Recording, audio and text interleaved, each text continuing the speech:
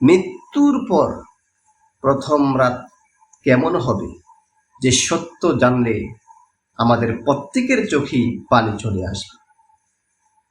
প্রিয় সম্মানিত দিনী ভাই ও বোনেরা, আসসালামু আলাইকুম ওয়া রাহমাতুল্লাহি ওয়া বারাকাতুহু।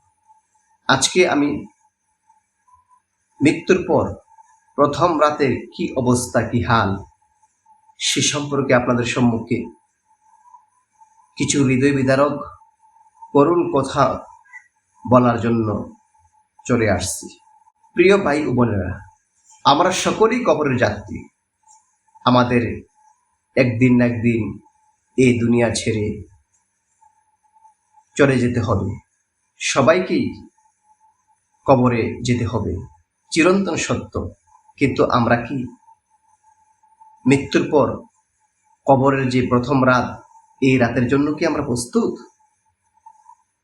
আমরা দুনিয়ার মধ্যে যারা মানুষ, রাজা বলেন, বাদশাহ বলেন, ফকির বলেন, দরবেশ বলেন, কাউস বলেন, কুতুব বলেন, যত টাকার মালিক হোক না কেন, বিল্ডিং অট্টালিকা দালান কোঠার মালিক হোক না কেন, সকলকে একদিন না একদিন মৃত্যুর স্বাদ গ্রহণ করতে হবে।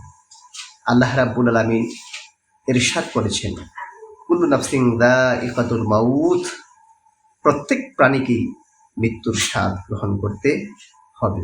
এখন প্রশ্ন হচ্ছে, আমরা অবশ্যই কবর যাত্রী, কিন্তু কি নিয়ে কবরে যাব? কি নিয়ে কবরে যাব? আমার ধন দৌলত, আমার বাড়ি গাড়ি, আমার দালান কোঠা অট্টালিকা, সম্পদাদি, এগুলি কি আমার সঙ্গী হবে? না, এগুলো তো আমাদের সঙ্গী হবে না। আসুন, আমাদের সঙ্গী হবে কি? আমাদের আমল। সে আমল নেক আমল হোক আর বদ আমলই হোক। আল্লাহ পাক রাব্বুল আলামিন আমাদেরকে পরকালে সুখ দেওয়ার জন্য, পরকালে শান্তি দেওয়ার জন্য জান্নাতের ব্যবস্থা করে রেখেছেন। কবরের মধ্যেও সুখ আছে, জান্নাতের আবহাওয়া, আলো বাতাস কবরে প্রবেশ করবে যদি আমরা দুনিয়াতে আল্লাহর বিধান অনুসারে, রাসূলুল্লাহ সাল্লাল্লাহু আলাইহি ওয়াসাল্লামের আদর্শ অনুপাতে আমাদের জীবনকে সুন্দর করে কাটাইতে পারি। হালাল হারাম ছাঁটাই করে বাছাই করে চলে, এক কথায় আল্লাহ রাসূলের আদর্শ মোতাবেক আমাদের জিন্দগি সুন্দর করে পরিচালনা করে যদি আমরা কবরে শুইতে পারি, তাহলে আমাদের কবরের জগৎ সুন্দর হবে।